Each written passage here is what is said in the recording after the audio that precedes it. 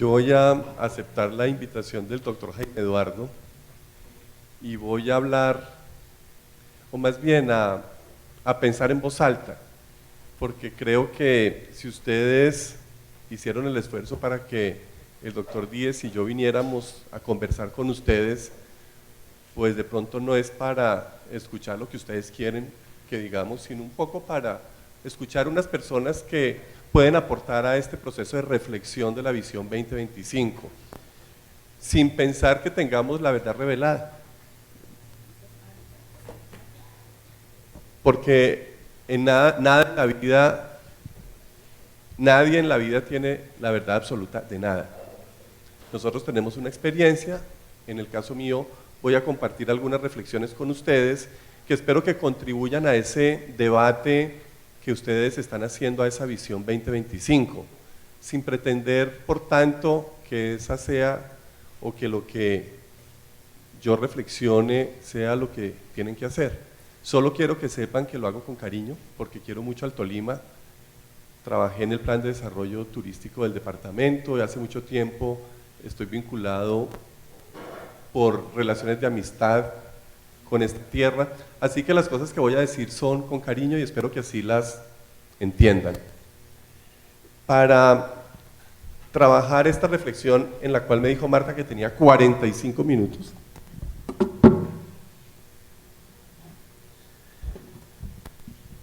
he querido hacer digamos una ubicación general. No me voy a detener mucho en detalles porque quisiera centrarme como en las reflexiones finales.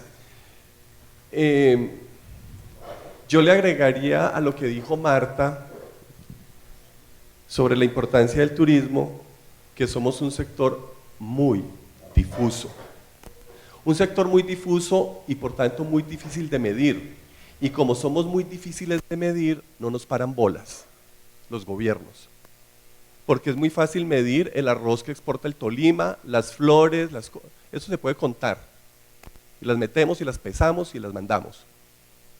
Díganme ustedes el turismo cómo. Entonces, como es tan difícil de entender y no lo comprendemos, no le paramos bolas en las políticas públicas. Es un sector que, digamos, por empirismo percibimos, como que adivinamos que efectivamente tiene un impacto muy importante, pero como no lo podemos medir fácilmente, lo dejamos al lado. Fíjense ustedes, somos el tercer exportador de divisas, el tercer exportador del país, según lo que nos dijo Marta. El gobierno tiene política para apoyar las exportaciones, CERTS y cosas para los bienes. ¿Por qué no está el turismo? Somos la tercera fuente de exportación del país. Pero hay beneficios para las flores, para el café, para todo, menos para el turismo. Porque es que somos tan difíciles de medir y de cuantificar que ante esa dificultad mejor pasamos de agache.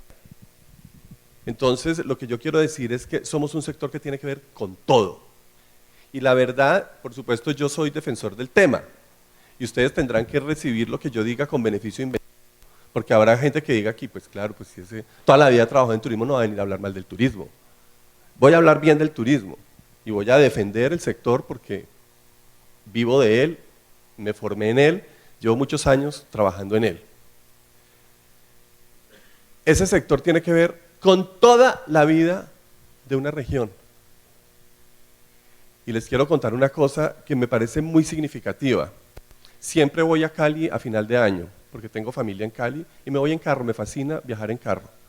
Por supuesto, esta carretera y esta ciudad la paso todos los años. Afortunadamente en esta vía no había secuestros, entonces uno se podía ir con un poco de susto, porque no digamos que no nos daba susto salir, pero bueno, que como que en la Panamericana no era muy común que secuestraran, entonces uno se iba para Cali, eso sí sin salirse un centímetro de esa carretera. Y fue muy duro ver cómo desaparecieron esos vendedores, después de que uno pasa Melgar y que entra aquí a todo este valle de Ambalema, llegar a Ibagué, que había tantos vendedores al lado, eso desapareció. Le daba a uno mucho pesar. yo fui el gestor de las caravanas Vive Colombia y la verdad es que me emocionó mucho cuando volví a pasar y vi a esas gentes que volvían a salir a vender mangos, naranjas a la carretera. Y yo digo, ¿y quién mide eso? ¿Quién mide cuánto le significó a esos campesinos que la gente volviera a pasar y parara el carro y les comprara sus mandarinas, sus mangos, su producción agrícola que sacaban a la carretera y que de pronto podía ser el ingreso de toda la semana? Eso es el turismo, pero ¿quién lo mide? Digamos que uno como que por intuición supone que el turismo influye y es importante, ¿cierto? Pero no es fácil medirlo. Vuelvo a mi tema inicial, y es que como no es tan fácil medirlo, no hacemos unas políticas para fortalecerlo, unas políticas claras que apunten al desarrollo del sector. Pero por supuesto que tiene un impacto enorme en la vida de la gente y en la economía, positivo y negativo, porque no voy a decir que el turismo sean todo bendiciones. Un turismo mal desarrollado puede acabar con un destino. Por eso es tan importante planificar y por eso me parece muy importante que el Tolima tenga un plan, pero más importante aún que lo ejecute y que lo haga trabajando de manera metódica. Entonces, digamos que para concluir como esta introducción quiero decir que el turismo en Colombia va bien. El turismo en Colombia va bien, pero hemos tenido una serie de situaciones que lo enfrentan a retos muy importantes. A finales del año 2002, ustedes saben, se generó una ley que exoneró de impuesto de renta a los hoteles nuevos y que se remodelaran. Esto ha generado una enorme construcción de hoteles. Yo diría que de pronto Miguel, que está más metido en la operación, lo puede decir con mayor precisión, pero yo pensaría que las habitaciones hoteleras han superado el 200% en construcción. Es decir, hemos tenido un enorme desarrollo de habitaciones hoteleras. Cosa que el país necesitaba, claro que sí. Pero aquí tenemos un fenómeno que tiene que ver con la ley de la oferta y la demanda, ¿cierto? Y que yo creo que todos lo sabemos por la economía doméstica. Cuando hay frutas de cosecha, pues los precios se caen. Lo mismo pasa en la hotelería y estamos viviendo un momento complicado para la hotelería. ¿Por qué? Porque tenemos una sobreoferta de habitaciones y eso implica que los precios tienen que bajar, ¿cierto? O sea que la rentabilidad de los hoteles ha disminuido. Y vamos a ver ahora, bueno, voy a decirlo rápidamente para no detenerme a leer cosas, pero quiero señalar que por primera vez el año pasado cayó el número de metros cuadrados construidos o que se proyecta construir en hoteles. O sea que el mercado empieza a resentirse en el sentido de que los inversionistas ya no ven tanta rentabilidad y eso es normal, ¿cierto? Cuando uno tiene una ocupación del 80 al 90%, por supuesto que la rentabilidad es toda. Si aumenta la oferta, cae esa rentabilidad y entonces los inversionistas, que no son bobos, pues empiezan a buscar otros sectores donde lograr mejores costos de oportunidad. Y eso hace entonces que un poco nos suelten nuestro sector y el sector vuelva nuevamente a crecer. Pero vamos a pasar unas vacas flacas, yo creo que en los próximos 2 o 3 años, duras. La verdad es que a mí me ha sorprendido mucho, yo soy profesor de turismo, y yo esperaba que nuestra ocupación hotelera estuviera por debajo del 50% el año pasado. Y no estuvo, estuvimos en el 53%.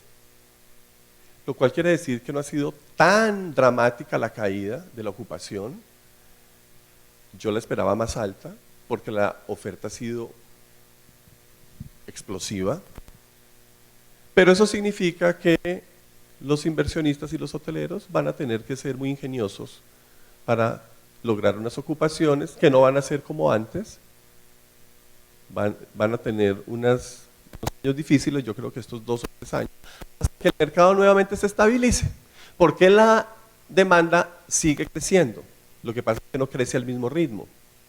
Nos señaló Marta, estamos creciendo a un ritmo del 8 o 9%, que es un buen ritmo, estamos por encima del crecimiento mundial que es del 4%, pero por supuesto, si estamos hablando de que se duplicaron las habitaciones, a un ritmo del 9%, pues para que volvamos a alcanzar esos niveles van a pasar algunos años.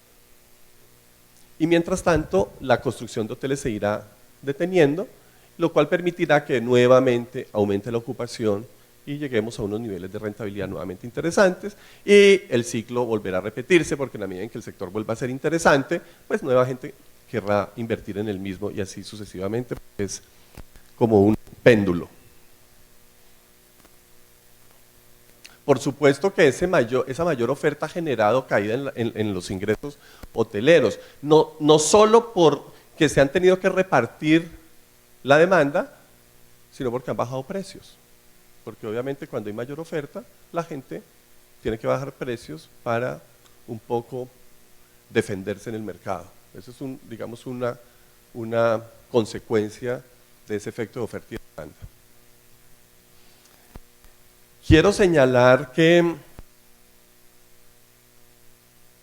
de los viajes en el año 2012 fue por ocio y solamente el 9% fue por convenciones. Y hago este énfasis porque sé que aquí están pensando en construir un centro de convenciones y yo aquí tengo algunas cosas que decir sobre ese tema. Se movieron 109 millones de personas por terminales de transporte el año pasado. Y yo digo una cosa, uno va a las regiones y todos quieren llevar ricos. Todo lo que queremos hacer es para ricos. El 10% del país es rico, el 90% es pobre. ¿Y por qué no hacemos productos para ese 90%?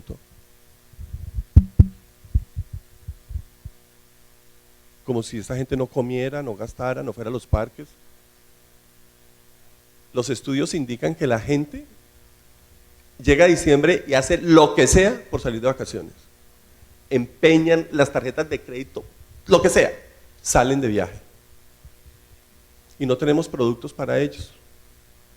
Productos de calidad, yo no estoy diciendo cosas de medio pelo, cosas mal hechas, no, cosas de calidad para un mercado muy amplio, porque estamos hablando que pueden ser 35 millones de colombianos, que no pueden pagar las tarifas de 400.000 pesos la noche en un hotel, pero que de pronto pudieran pagar 50, 60 o 70.000 pesos en unas locaciones decentes, con unos servicios básicos. Pero todos queremos apuntar a un mercado que se lo están peleando los 32 departamentos, porque todos, parece que los demás no consumieran. Entonces, yo quiero señalar que hay 109 millones de viajeros por tierra. ¿Y por qué no hacemos paquetes turísticos con buses? Los agentes de viajes, ¿por qué no se han sentado con Expreso Bolivariano y con las empresas a hacer paquetes? Así como los hacen con Avianca. Empaquetemos y hagamos cosas para una gran masa de población que puede pagar, porque como les digo, la gente se endeuda con tal de salir de vacaciones a final de año y a mitad de año, pero sobre todo a final de año. ¿Y qué está pasando en materia de competencia entre las regiones? Una cosa que me llama mucho la atención es que todos quieren hacer lo mismo. Todos, entonces como le fue bien al eje cafetero, ahora todo es agroturismo. Ustedes van al país y en todas partes les dicen que el agroturismo es la salvación, porque al Quindío le fue bien en ese tema. Y ahora está de moda el tema de naturaleza. Y todos somos turismo de naturaleza. Y lo que yo les quiero decir es que si nosotros no nos diferenciamos, no vamos a lograr ese mercado. Porque en la medida en que nosotros nos perdamos en una serie de ofertas indiferenciadas, la gente no va a saber por qué hay que venir al Tolima. Si es que es lo mismo, entonces ¿para qué voy? Si me da lo mismo ir a los Llanos Orientales, que nos queda 2 horas de Bogotá, porque me voy a echar 4 en carretera para ir al Tolima. Bueno, de pronto 3 o 2 a Melgar. ¿Pero por qué? O sea, ¿cuál es la diferencia? ¿Qué es lo que hace interesante ir al Tolima? Colombia tiene un problema, y es que tenemos de todo. Y como tenemos de todo, queremos hacer de todo. Y es muy difícil que las regiones identifiquen un producto bandera. Anoche en nuestra comida yo mencionaba el caso de Santander, que me parece un caso clarísimo, ejemplificante de lo que es un posicionamiento de marca y una diferenciación de producto. Santander es uno de los departamentos con mayores pueblos patrimoniales del país. Barichara, San Gil, y los que no son patrimoniales son espectaculares. Pero su decisión no fue turismo cultural, que lo tiene Boyacá a flor de piel. Su decisión fue turismo de aventura. Y alrededor del turismo de aventura construyeron unas ofertas complementarias, muy importantes, pero identificaron un nicho y un segmento y un producto, y en ese producto han hecho un trabajo. Claro, con todas las deficiencias, porque en Santander pasa lo mismo que en muchos departamentos, y es que no tenemos conciencia del producto y de fortalecer el producto. Entonces, digamos que allí se han dado unos desarrollos interesantes que todavía les falta mucha competitividad. Pero como se dice en mercadeo, el que se arrodilla primero, primero se confiesa. Ellos fueron los primeros en Colombia que hablaron del tema de aventura.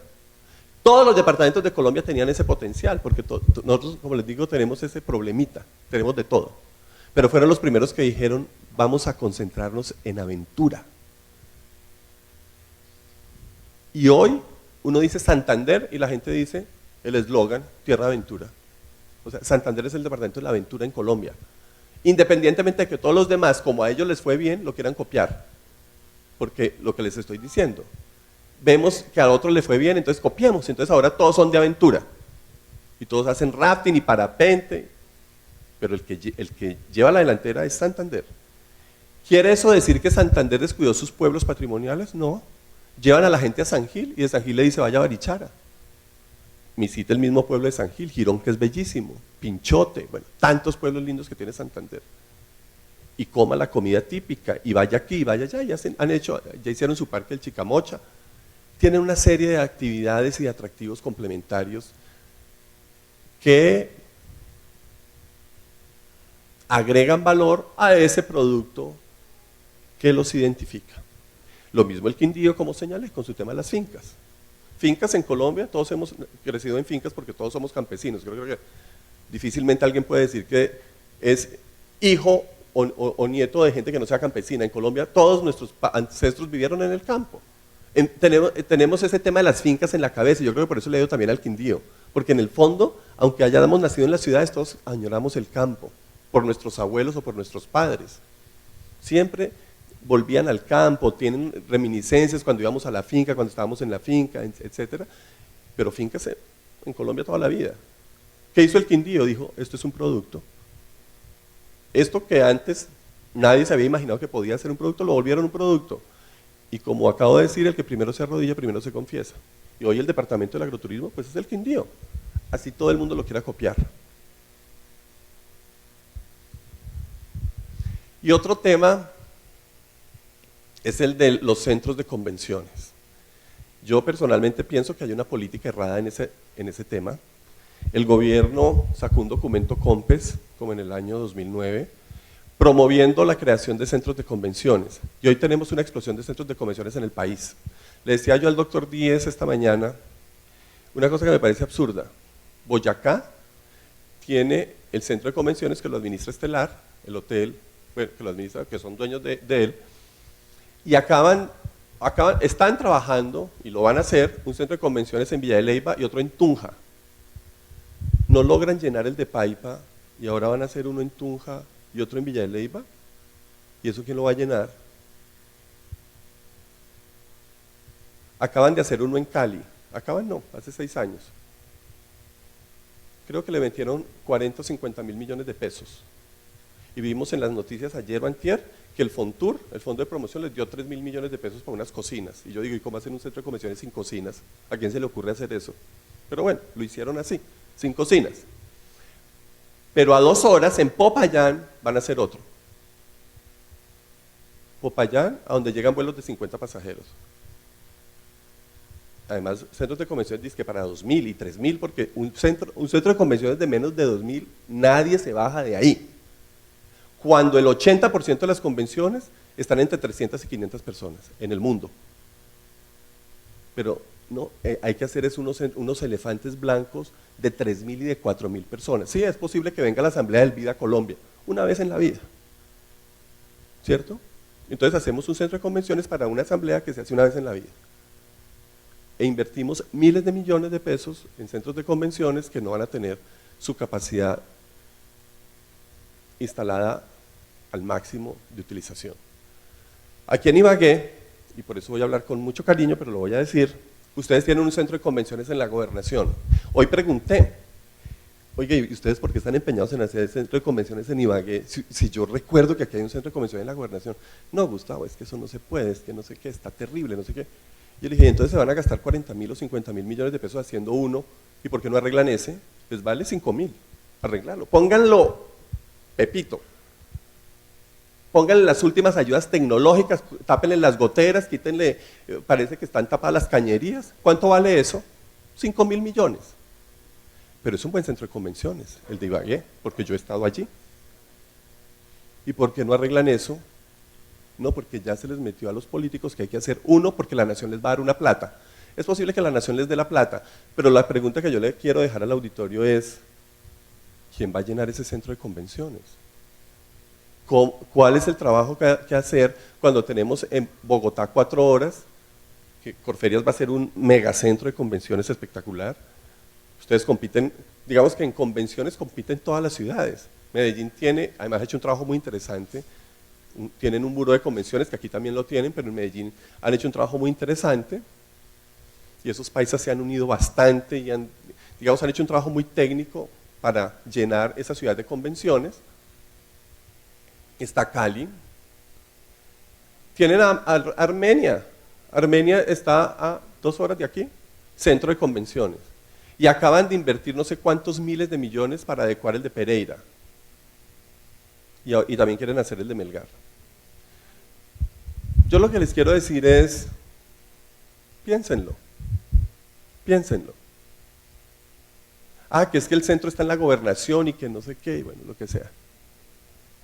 Si hay digamos, como ustedes están pensando en la visión 2025, lo que yo quiero dejar de reflexión es hacia dónde queremos llegar, qué queremos hacer.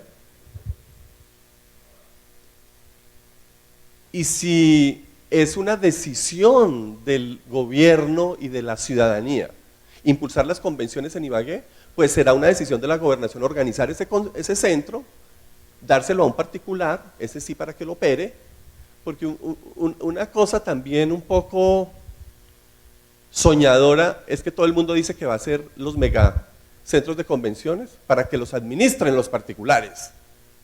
Y yo les pregunto, ¿y un particular va a administrar eso a pérdida? ¿Ustedes creen que los particulares no echan números y miran a ver cuántos aviones llegan aquí, con cuánta gente, no sé qué, y echan números y dicen, eso no se va a llenar nunca, esto no es rentable? Entonces, señores del gobierno, quédense con su centro de convenciones y administrenlo. Entonces, como el gobierno que no puede pagar horas extras, que no sé qué, terminan cayéndose. Lo dejo como reflexión, piénsenlo.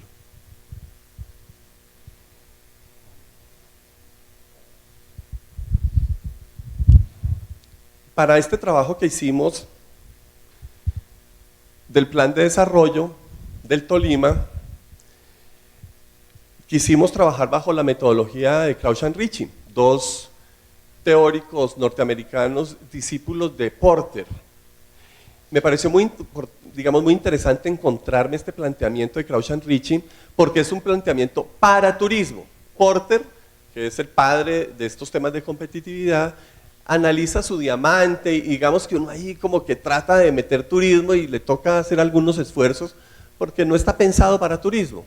Klaus and Ritchie tomaron a Porter y un poco lo tradujeron a lo que es nuestro sector y a cómo esa visión de competitividad debía adaptarse a las realidades de nuestro sector. ¿Y qué dijeron? Hay 4 factores que determinan la competitividad del turismo. La médula, el corazón de ese aspecto son los atractivos. Son los atractivos, señores. O sea, si un destino no tiene atractivos, pues ¿a qué va la gente? O sea, los atractivos son fundamentales en el producto digamos, en convocar turistas. O sea, el factor de atracción, que llaman Crouch and Ritchie. Los atractivos, muy importantes. Ya sabemos que atractivos pueden ser naturales o culturales. El Tolima tiene muchísimos de esos dos atractivos, poco competitivos. O sea, tiene unas ventajas comparativas muy importantes, pero no tiene ventajas competitivas. No me voy a detener ahora en el diagnóstico porque Marta seguramente en la reunión que tuvieron la semana pasada habló un poco del plan, pero quiero decirle que en el trabajo que hicimos para la formulación estratégica del plan encontramos que los atractivos culturales del departamento están abandonados. No les meten plata. Muy interesante la mesa de cultura que van a tener, porque cultura y turismo van de la mano, porque uno de los aspectos fundamentales del producto es la cultura. Cultura tangible e intangible.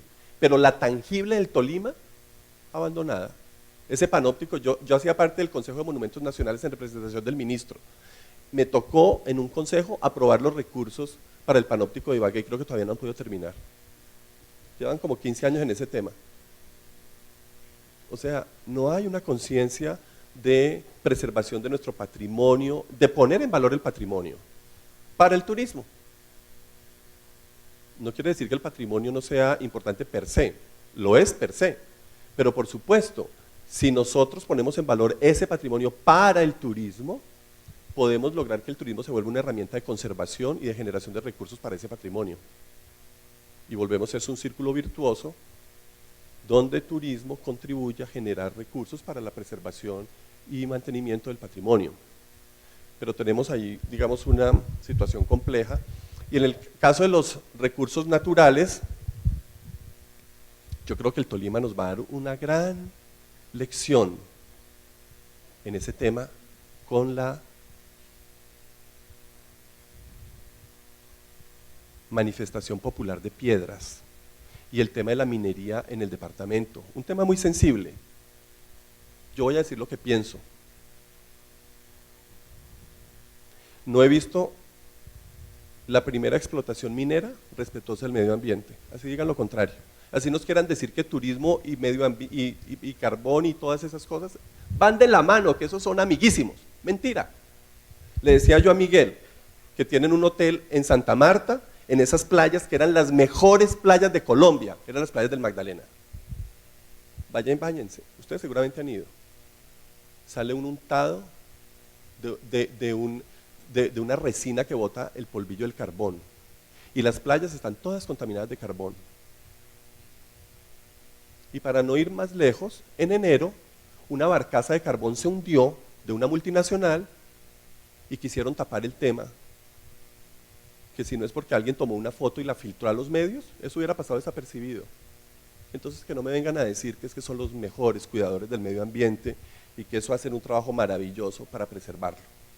Yo creo que lo que ha pasado aquí en Piedras y lo que está en discusión con la Colosa y con el tema de Cajamarca es un tema que nos debe llevar a reflexionar en el país qué tipo de desarrollo queremos. Un desarrollo a costa de los ríos, a costa de los mares, a costa de las poblaciones. ¿Qué tipo de desarrollo queremos? Anoche decíamos, lo que pasa es que no hay control. Las leyes existen, sí, pero ¿y quién las va a hacer cumplir? ¿Quién va a hacer cumplir esas leyes? Se volcaron esa barcaza en Santa Marta y si no sale, como les digo, esa filtración de la noticia, la Agencia Nacional de Licencias Ambientales no hubiera tomado acciones suspendiéndole la licencia para exportar carbón. Y entonces en 15 días empezamos a ver en las noticias falta de licencia genera no sé cuántos empleos paralizados. El país ha dejado de exportar tanto por falta de esa licencia, o sea, una presión terrible para que vuelva la licencia y para que los vuelvan a dejar sacar carbón, sin cumplir con los requisitos. Oiga, vuelvo y pregunto, ¿qué tipo de país queremos? ¿Qué tipo de desarrollo queremos? El siguiente factor es el de soporte, muy importante. Ayer decíamos, ¿de qué nos sirve a nosotros tener unos atractivos maravillosos si no hay carreteras, los acueductos terribles, no hay alcantarillado? Todo eso tiene que ver con el soporte, el aeropuerto. Todo el tema de conectividad es fundamental para que haya producto turístico. En los factores de soporte está el tema de la comunidad, un poco la predisposición de la gente hacia el turismo, que en el Tolima es muy buena, porque el tolimense es una gente amable, abierta, cálida, y en general los colombianos tenemos esa ventaja, porque no en todas partes es así. Y los que hemos tenido la posibilidad de salir del país, uno a veces dice, Dios mío, ¿y este país cómo puede venir gente? Como atienden de mal. En Colombia atendemos muy bien, y eso es una ventaja. Pero es una ventaja comparativa, ¿cierto? Porque atendemos bien, pero entonces él es el mesero que le dice, ¿qué hubo, mamita? ¿Cómo le sirvo, mi amor? Le mete el dedo a la sopa, porque no saben técnica. O sea, ser amable no es suficiente, hay que tener técnica. Y eso requiere capacitación. Entonces, el tema de factores de soporte es muy importante. Por supuesto que el factor de producción o los temas relacionados con los empresarios son fundamentales. Porque ¿quién presta los servicios turísticos en el destino? Pues los empresarios. Empresarios que sean conocedores de su sector, capacitados, con tecnologías de la información, bilingües. O sea, allí hay un reto muy importante, porque en general encontramos muchas debilidades en el sector empresarial del Tolima. En general nuestras empresas, ustedes saben, son microempresas. Las empresas, incluso en los hoteles en los pueblos del Tolima, pues son de un señor o de una señora que les dio por arrendar unas habitaciones y poco a poco han ido progresando. No son grandes inversionistas, grandes hoteleros, grandes cadenas, no, es gente que ha ido a pulso. Y como lo ha hecho a pulso, digamos que su visión del negocio es un poco corta, su capacitación, les falta mucho conocimiento del sector y eso, digamos que genera dificultades de competitividad para el sector. Y por último están los factores de gestión, que son aquellos que tienen que ver con la administración del destino. Anoche estábamos con el alcalde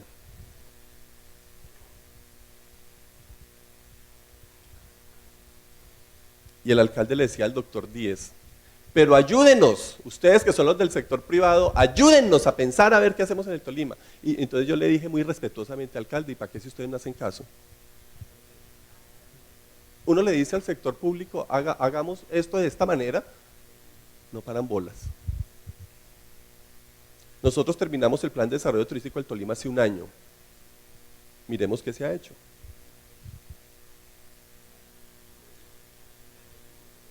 Hay una cosa que es muy perversa.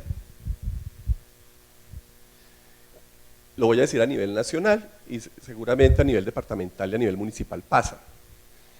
El presidente Uribe y ahora el presidente Santos se inventaron los famosos consejos comunales primero y ahora los acuerdos para la prosperidad. Yo era funcionario público en esa época, tenía a cargo la política de turismo del país. Y entonces en ese consejo comunal se levantaba un indio, me acuerdo tanto, en el Amazonas se levantó un indígena. Presidente, necesitamos que nos hagan una maloca, no sé qué. Y el presidente le dijo, sí señor, ministro, hágale la maloca. ¿Quién era el señor? Nadie sabía, nadie sabía. Llegó el ministro el lunes a la oficina, por supuesto, lo que se decía en un consejo comunal era una orden. Averiguar quién era el indígena que se había parado y había pedido una maloca en su comunidad para recibir turistas. Duramos 15 días tratando de investigar quién era esa persona. Finalmente lo logramos saber y bueno, empezó un proceso. Este ejemplo lo pongo para decir que si bien existía una política nacional de turismo, eso no se cumplía. Porque lo que había que hacer era lo que el presidente decía en los consejos comunales. O sea, la política totalmente desvertebrada, aunque había un norte y uno lee la política y es coherente, de eso no se hacía nada porque lo que se volvió prioritario era lo que el presidente prometía en los consejos comunales y ahora en los acuerdos para la prosperidad. Entonces la administración del destino es fundamental. Que haya un liderazgo del alcalde y del gobernador son fundamentales. No porque el sector privado no lo pueda hacer, le cuesta más trabajo, es más difícil, porque hay muchos celos. Ay, pero ¿y Estelar por qué ahora quiere dizque, liderar aquí tal cosa? Dicen los otros hoteleros, ¿no? Porque eso sí nos mata la envidia. Nadie raja ni presta el hacha. Pero si el alcalde lo hace o lo hace el gobernador, uno espera que haya, digamos, objetividad, que sea una cosa un poco más equilibrada. Pero si el alcalde y el gobernador no se echan el muerto al hombro, eso no va a pasar nada. Es decir, se necesita un alcalde y un gobernador que cite al sector, que diga esto es lo que vamos a hacer, vamos para acá. Ellos, porque hay unos directores de turismo, unos secretarios que, como nos mencionó Marta, se acaban de crear las secretarías a nivel departamental y municipal. Pero si el secretario no cuenta con el respaldo del gobernador y del alcalde, no se hace. No se hace. Porque ese es un tema menor. Eso, ¿qué tal este secretario pidiendo disque plata para eso? Si aquí lo que hay que hacer es cosas de cemento, que es lo que les interesa hacer. El turismo tiene una dificultad, y es que la mayoría de las cosas que hay que hacer no se ven, porque son cosas que tienen que ver con la gente, con capacitar, con generar unas condiciones de competitividad que están muy vinculadas con la gente. Eso no se ve mucho, entonces a los políticos no les llama mucho la atención. Pero si no hay un liderazgo en el municipio y en el departamento que provenga de la autoridad, va a ser muy difícil. Porque la gente no le come cuento a otros. Así hablemos mal de los políticos que no sirven, que no sé qué. Si no hay el sector público ahí, la gente no le camina. O sea que se necesita un alcalde y un gobernador que lideren los procesos, que lo tengan claro. No tiene que reunirse todos los días con el sector, pero vamos a ver ahora. La ley 1558 estableció de manera obligatoria para los gobernadores y los alcaldes crear consejos consultivos de turismo. Pregunto, ¿ya lo generó el Tolima? ¿Ya lo generaron los municipios del Tolima? Es obligación, es una ley. No, es obligatorio. Y dice la ley que por lo menos 3 empresarios deben estar en ese consejo consultivo. ¿Para qué? Pues para que le transmitan a ese mandatario las inquietudes del sector y pueda haber un trabajo mancomunado público-privado. Porque lo que sí es claro es que el turismo no va a funcionar si no hay una llave estrechísima entre lo público y lo privado. Porque se necesitan carreteras, se necesitan aeropuertos, se necesitan muchas cosas del sector público. Y se necesitan empresarios competentes, echados para adelante, que trabajen de manera articulada. Todo eso se necesita. Eso tiene que ver con el factor de gestión. Y por supuesto todo el tema de la promoción y de la difusión del destino.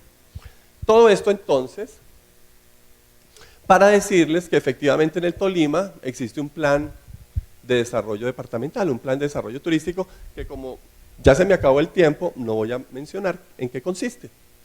Y que Marta creo que ya les hizo una presentación y yo hice una cuando lo hicimos.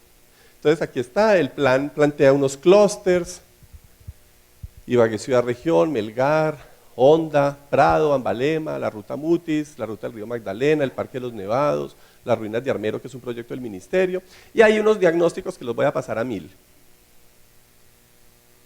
para detenerme aquí. En la visión,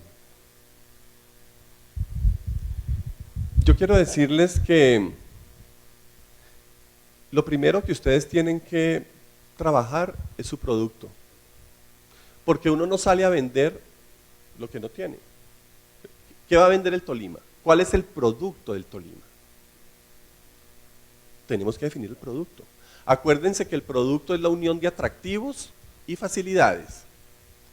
El producto es un atractivo que se llama Prado, con unas facilidades que se llaman hoteles en Prado, que se llaman carreteras para llegar a Prado, que se llama baños públicos en Prado, que se llama ordenamiento territorial en Prado, todo lo que tiene que ver con el producto.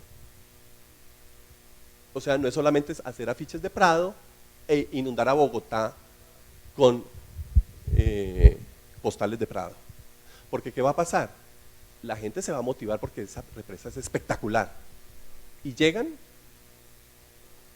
y no hay facilidades. Donde hay un baño, donde hay sitios para parquear.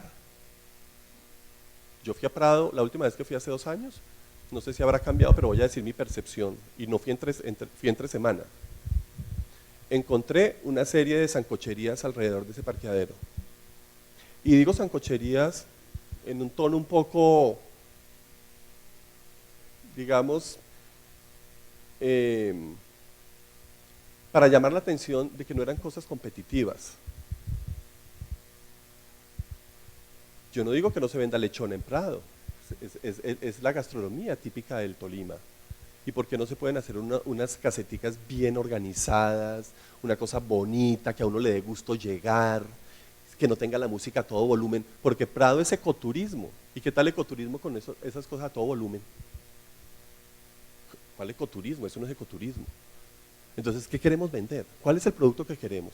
Me parece que es fundamental definir los productos. En la visión se trabajaron 2, que fue el tema cultural, donde el Tolima es identificado por la música.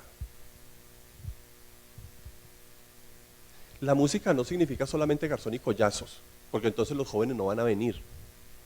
Música es música.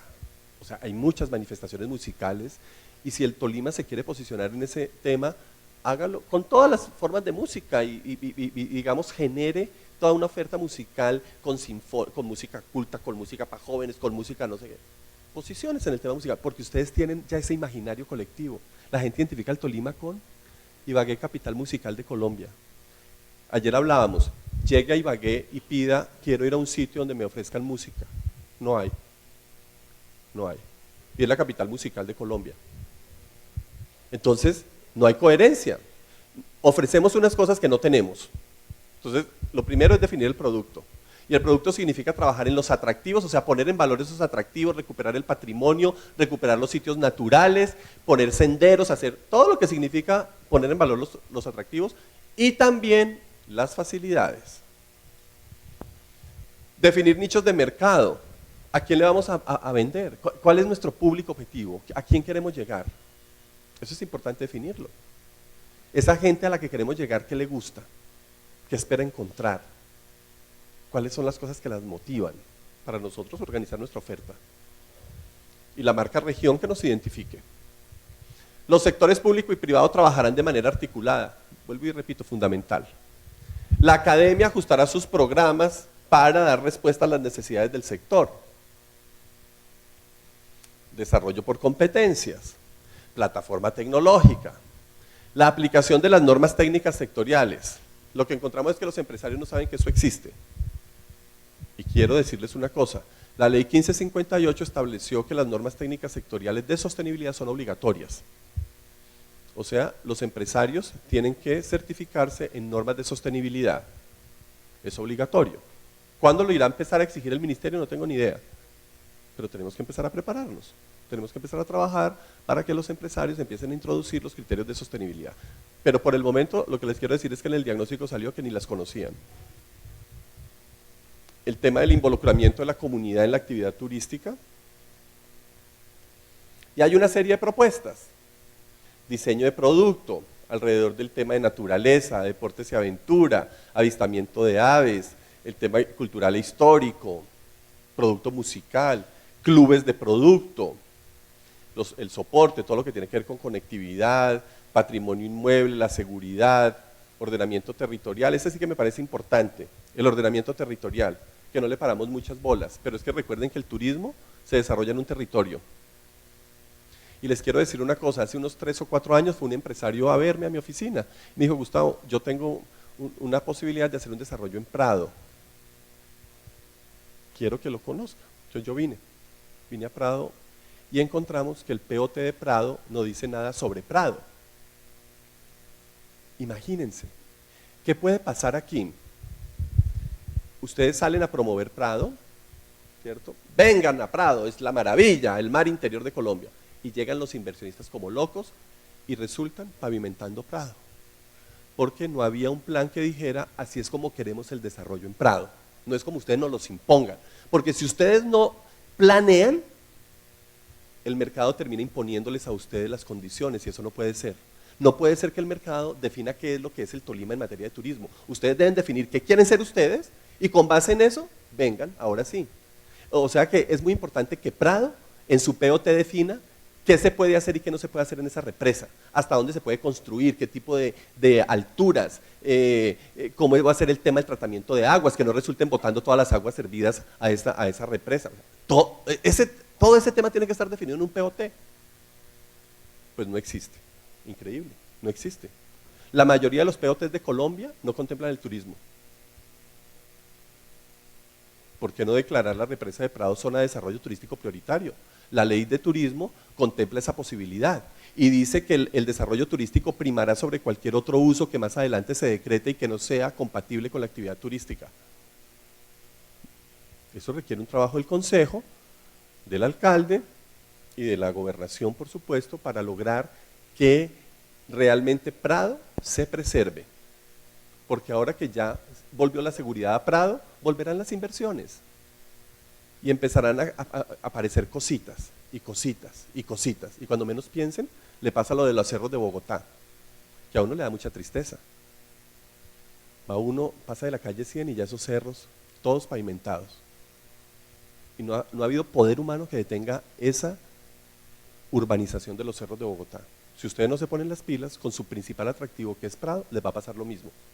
Hay que decirlo antes de que pase, porque después va a ser muy difícil sacar la gente. Y entonces viene el tema que son derechos adquiridos, que no sé qué, que la comunidad, bla, bla, bla, bla, que acabaron con el recurso.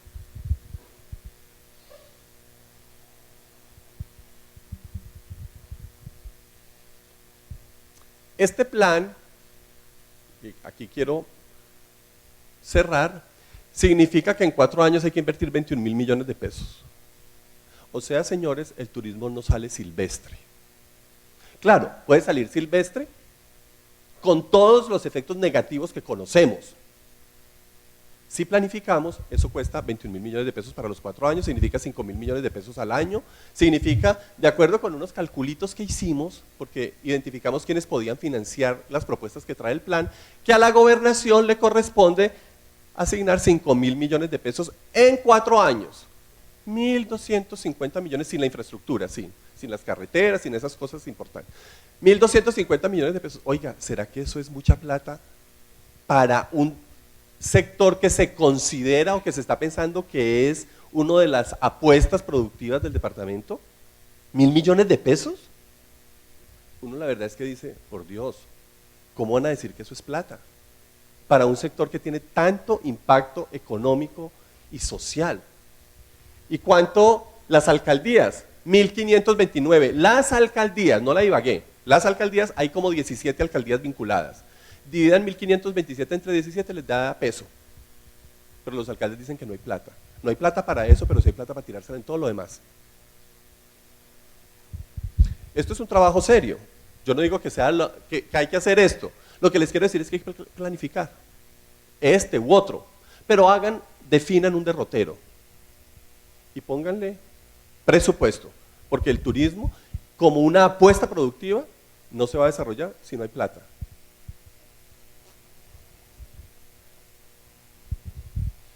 Por último, el turismo ha demostrado su capacidad para contribuir al desarrollo económico y social. Yo creo que es claro. Claro que puede ser una herramienta muy importante para el desarrollo económico y social del departamento y de los municipios.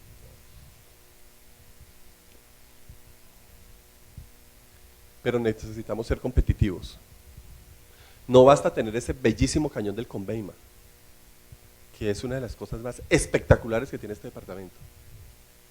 Oye, lo vamos a dejar entonces que la gente vaya llegando. Entonces, claro, empezamos a promocionar el cañón del Conveima y entonces empiezan a aparecer las casuchas al lado, la venta de gaseosa, la empanada, la no sé qué, y cuando menos pensemos, está eso tuburizado. ¿Y qué pasó con el atractivo? Desapareció el atractivo. No, es que es problema del turismo. No, no es problema del turismo, es problema de que no planificamos. Porque hay que decir, hoy no se permiten tales cosas en esa vía. Y las construcciones tienen que ser de esta forma. Y lo queremos de esta manera. Eso hay que decirlo ya, antes de que pase. Si se reconfirma, si después de toda esta cháchara que les he echado, piensan que el turismo es la apuesta que debe seguir en el plan, en la visión 2025, hay que asumir un compromiso, porque no puede ser solo discurso. Les quiero decir, me he leído los 32 planes de desarrollo de todos los 32 departamentos y todos dicen que el turismo es la apuesta. Importantísimo. Vayan y miren el presupuesto. 0. Oiga, seamos serios. Si un gobierno departamental o municipal le está apostando a una actividad como motora de desarrollo, eso no puede ser caído del cielo. Hay que poner el presupuesto. Y el presupuesto es para esto, para capacitar gente, para organizar los atractivos, para señalizar, para todas las cosas que están dichas en el plan. O sea, hay que asumir un compromiso. Tiene que haber una voluntad política. Por eso yo le llamé a mi presentación Turismo en el Tolima, una cuestión de voluntad política. Tiene que haber decisión política para apoyar el sector y para que le pongan presupuesto en el presupuesto departamental al turismo. Y cuando le pongan el presupuesto, que se lo gasten en lo que toca gastárselo.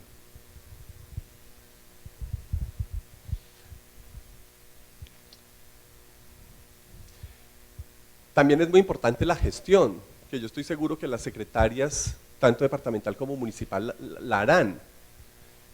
No habrá plata de la nación si no hay contrapartidas departamentales y municipales, eso es clarísimo.